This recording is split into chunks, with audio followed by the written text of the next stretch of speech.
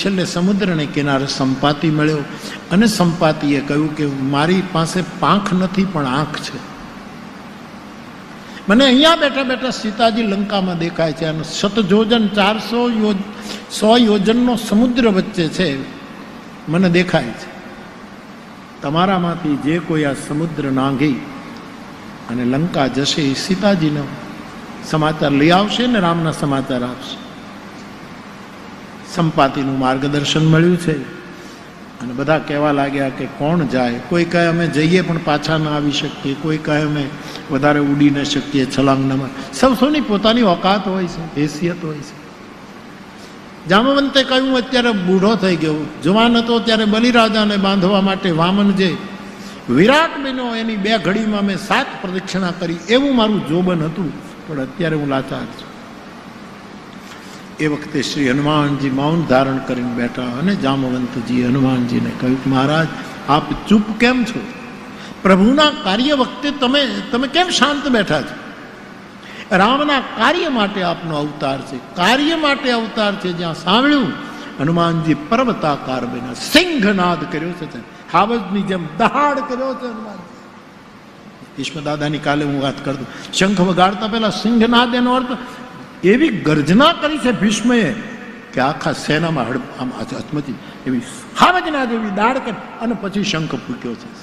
અહીંયા હનુમાનજીએ સિંહના જેવી ગર્જના કરી અને હમણાં જાણે આખા સમુદ્રને ઉપાડી લેશે એવી વીરતાનું દર્શન થયું. મિત્રોને કહ્યું કંદમૂળ પણ ખાજો, મારી રાહ જોજો, હું કામ કરીને આવીશ. બધાની શુભકામના રહી. હનુમાનજી મહારાજ લંકા જવા માટે નીકળે છે. સુંદરકાંડનો આરંભ થયો.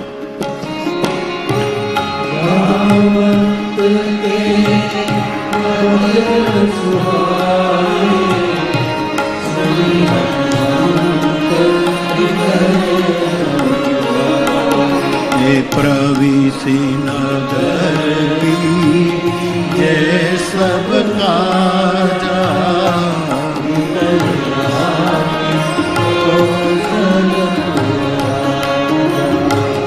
मंदिर मंदिर प्रति करी शोधा देखे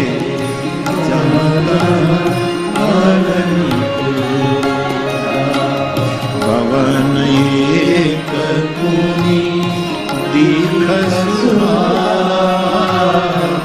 हरि मंदिर.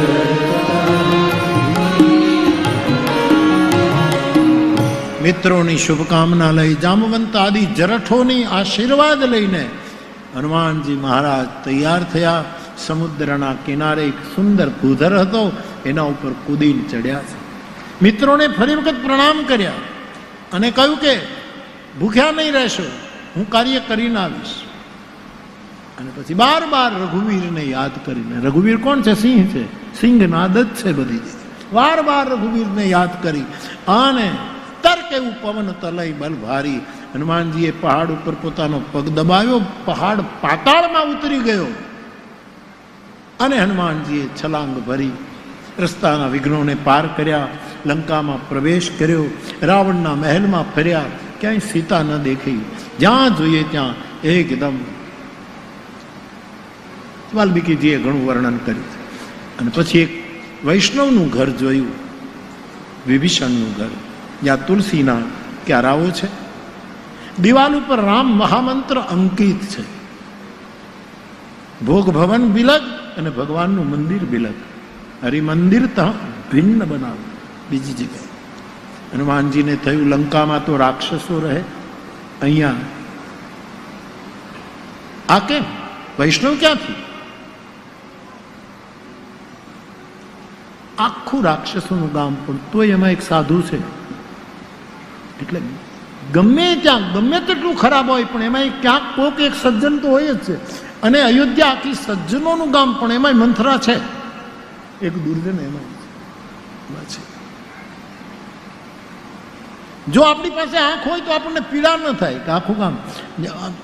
વિભીષણ બિચારો દુઃખી છે ને કે દાંતની વચ્ચે જીભ રહે એમ, પણ હનુમાનજી એનું કેટલું પોઝિટિવ અર્થ કરે છે કે જ્યાં એક તો એક. વિનોબાજીને જ્યારે જેલમાં પૂર્યા ત્યારે એને પથ્થર તોડવાનું કામ. વિનોબાજીનું શરીર તમે જુઓ, પથ્થર તોડવાનું કામ સોંપ્યું અને છતાંય હસતા હસતા પથ્થર તોડે. આ બાબુ હસતા હસતા પથ્થર તોડે. એક જેલરને દયા આવી કે આપના ચહેરા ઉપર કઈ પીડા નથી, આપણે જેલમાં છો, આવું આવું બહુ શ્રમિક કામ, તમને શ્રમદાયક કામ સોંપ્યું છે, છતાંય તમે કેમ પ્રસન્ન? તમારે કઈ દુઃખ જ નથી? પહેલા ને વેમ પડ્યો, અંગ્રેજ જેલર હતો, તમને કઈ દુઃખ જ નથી? અને વિનોબાજી પથ્થર તોડતા તોડતા જાઓ, બે દુઃખ છે, બે દુઃખ છે કે અહીંયા સૂરજ ઉદય પામતો દેખાતો નથી ને અસ્ત પામતો નથી દેખાતો. તમે મને એવી કોટડીમાં નાખ્યો છે, સૂરજ દેખાય એવું કરી દો ને થોડું. માણસ કેટલું સુખના પ્રવેશ દ્વારો શોધે. વિભીષણ અને હનુમાનજી બે વૈષ્ણવોનું મિલન થયું છે. વિભીષણે યુક્તિ બતાવી, હનુમાનજી જાનકીજી સુધી પહોંચી ગયા. ઉપર વૃક્ષમાં સંતાણા, વચ્ચે રાવણ આવ્યો ગયો અને માં જ્યારે બહુ દુઃખી થઈ અને બળી જવા માટે અગ્નિની માંગણી કરે ત્યારે હનુમાનજીએ મુદ્રિકા ફેંકી છે. સીતાજીને થયું કે આ અગ્નિ છે. ચકિત ચિત્ત સે પોતાની મુદ્રિકા જોઈ, આ મુદ્રિકા અહીંયા ક્યાંથી? આ તો પ્રભુ પાસે મુદ્રિકા હતી. માયાથી આવી બને નહીં અને રામને કોઈ જીતી શકે નહીં. તો મુદ્રિકા આવી ક્યાંથી? જાનકી અને મુદ્રિકાનો સંવાદ ચાલ્યો. જ્યારે બહુ દુઃખી થયા પછી હનુમાનજી રામકથા કહેવા લાગ્યા. ઝાડ ઉપર બેસીને રામકથા કહી અને સીતાજીના દુઃખ ભાગવા માંડ્યા. કથા સાંભળતા સાંભળતા સીતાજીએ કહ્યું કે આટલી સુંદર કથા સાંભળે છે, તું કેમ છુપાઈને કથા કરે છે? પ્રગટ થા. અને હનુમાનજી પ્રગટ થયા. વાનરના રૂપમાં પ્રગટ થયા અને સીતાજીને ડર લાગ્યો, આ તો કોઈ રાક્ષસ લાગે છે. એકદમ મોઢું ફેર્યું. હનુમાન ખોટું લાગે ને, આપણને કોઈ કેમ કે મારે ઘરે આવો ને આપણે એને ઘરે જઈએ અને આખું ઘર મોઢું ફેરવી જાય તો કોઈ પણ માણસને દુઃખ લાગે. તો હનુમાનજીને સીતાજીએ કહ્યું પ્રગટ થાવ. હનુમાનજી પ્રગટ થયા અને પછી માતાજીએ મોઢું ફેર્યું.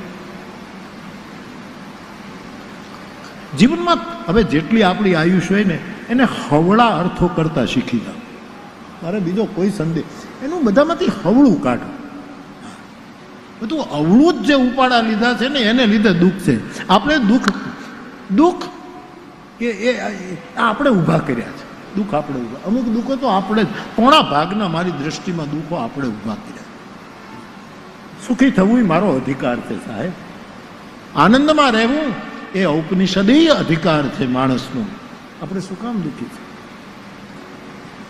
પશો તો એમ કહે સુખ એ મારી નિયતિ છે. દુઃખ તો મારા મનના ભ્રમજાળે પેદા કર્યા છે. દુઃખી થવા જન્મ્યો, સવળા અર્થો કરવા.